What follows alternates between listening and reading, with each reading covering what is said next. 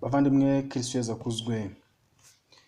Inyigisho y'icyumweru cya 13 gisanzwe umwaka B kuwa 27 Kamena umwaka wa 2021. Amasomo matagatifu turije ijambo ry'Imana yaduhitiyemo kuzirikana kuri iki cyumweru.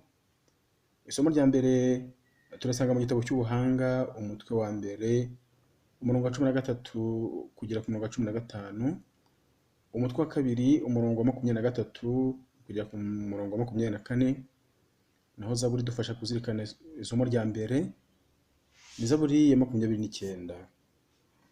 Isomo rya kabiri turisanga mu ibaruwa mutagatifu baruwa kabiri mutagatifu Pawulo mwandikiye Abanyakorinti umutwe wa 8 umurongo wa 7 wa 9 na 13 kugera ku murongo wa 15, naho Ivanjili ntagatifu ni yanditswe na mutagatifu Mariko umutwe wa 5 umurongo wa 21 kugera ku murongo wa 43.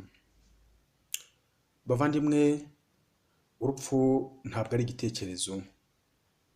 Abe umukungu, abe umukene, abe mukuru cyangwa umwana, abe uwashatse n'utarashatse, bose ntawe rutinya. Uyu munsi twumva ibirori by'abahimbaza isabukuru y'amavuko, nyamara bwacya tukumva abari mu gahinda batewe n'icyago cy'urupfu. Urupfu rero ruriho, turarubona, rudutwara abacu, ariko natwe niho tugana. Nyamara Imana yari yaremeye umuntu kudapfa kugira ngo azabaho iteka yibanire nayo. Urupfu rero ni ingaruka z'icyaha nk'uko tubisanga mu gitabo cy'Intangiriro. Ni icyaha cyaremye urupfu kirwinjiza ku isi maze kiruhatuza. Ntawabishidikanyaho rero. Umuntu wese Imana yaremye akabaho, igihe kiragera akarangiza ubuzima bwe hano ku isi, ahubwo akarangamira ubuzima buzima kandi buzahoraho iteka hamwe n'Imana Data umubyeyi wacu, kuko ari umugenga w'ubuzima. Amahirwe yacu ari muri Kristo honyine. Muri Kristo gusa niho umuntu aba ashobora kurokoka urupfu, akazuka, akongera gusingira ubuzima bw'iteka akomora ku Mana yamuremye. Ibi turabisanga mu Ivanjili ya none, aho Yezu Kristo akiza umukobwa wa Yayiro, akamuzura, akamukura mu rupfu, akamutuza mu buzima bw'iteka. Dukwiye guhora dusingiza Imana Data, kuko muri Kristo yadusangije ubukungu bw'ijuru burimo ukudapfa. Natwe kandi abarokotse urupfu rwa burundu tubikesha batisimu twahawe, duhamagariwe kurokora benshi bakomeje kwinjira mu rupfu, bivuruguta mu byaha ndetse n'ingeso mbi z'amoko yose, nk'uko isomo rya kabiri ryabitubwiye. Bavandimwe, urupfu ntawe rutinya. Abe akomeye cyangwa yoroheje, aba akize cyangwa se akennye.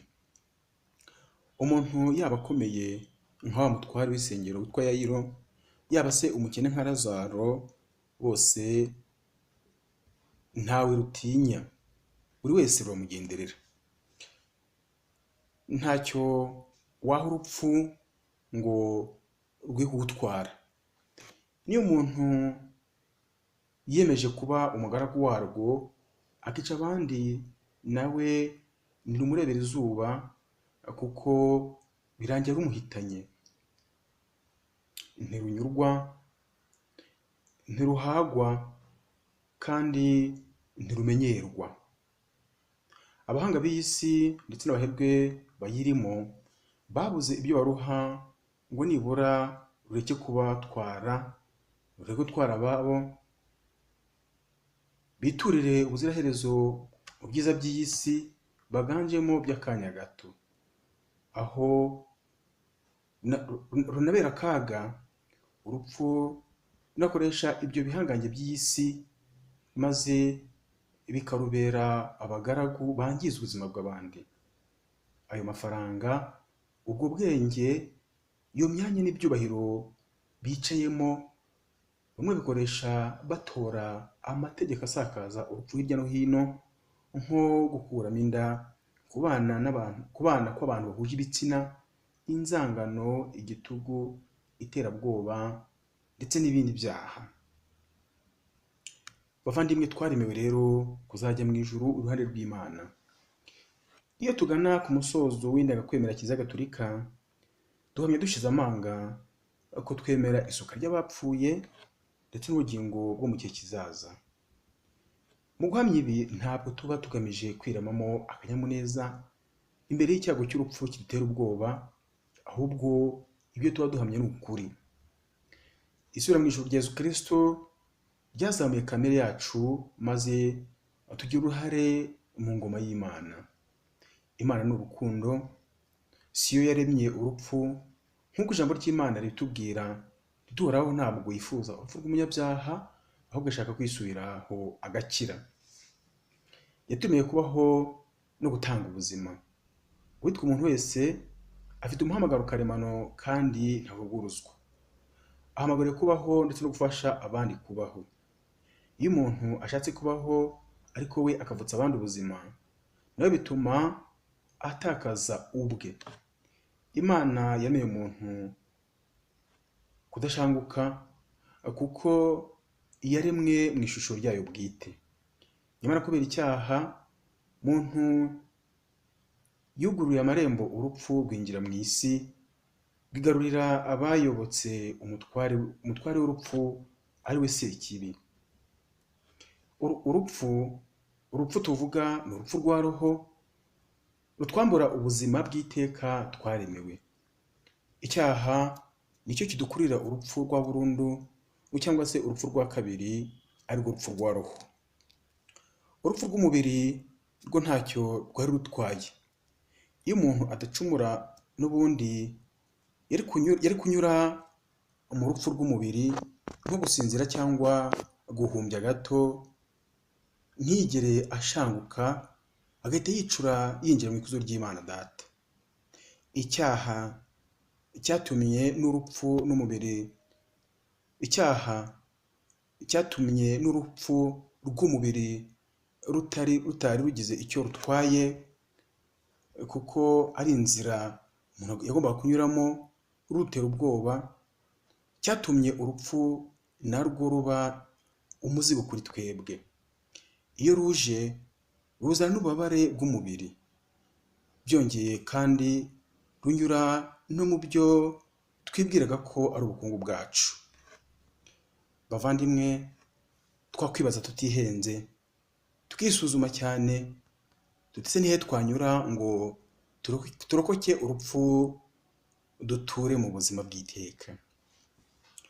Hari ikivunge cy'abantu biyemeje guhomboka kuri Yezu Kristo, kuko muri we babonamo icyanzu nyabuzima cyo guhonoka urupfu.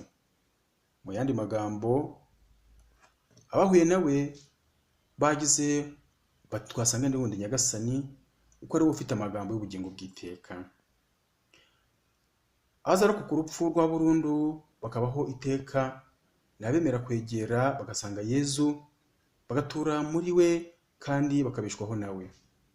Abazarokoka ni abakora nka Yayiro, bakitsa imirimo yabo, bakajya gusenga, bagaca bugufi, bagasiga amakuzo y'isi, bagapfukamira Yezu Kristo, bakamushengerera, bagatakamba. Abazarokoka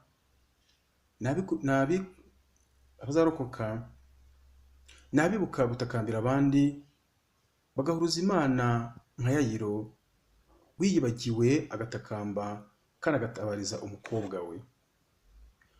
Ari urupfu rwa Yezu Kristo ninde? Ari urupfu na Yezu Kristo? Mu by'ukuri ninde ufite ububasha? Yezu Kristo yararutsinze, yacagaguye ingoyi zarwo, maze igihe azutse ava mu bapfuye, atangariza isi yose ubuzima buzira kuzima. Yezu niwe wenyine uca mu mirongo yacu, akadusubiza ubuzima bw'iteka. Iyo twagiraga ukwemera no kudacogora mu isengesho. Ukwemera dusabwa kugira ntabwo ari ukwemera kw'ikivunge. Bakristo bavandimwe, urugendo rwo kwemera ntabwo ari intambwe umuntu atera rimwe rizima. Ni urugendo rwa buri munsi dukorana na Yesu Kristo.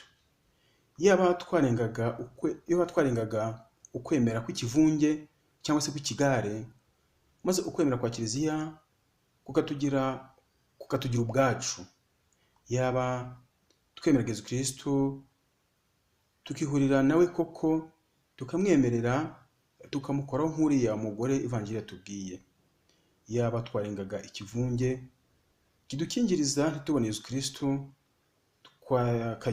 twagakize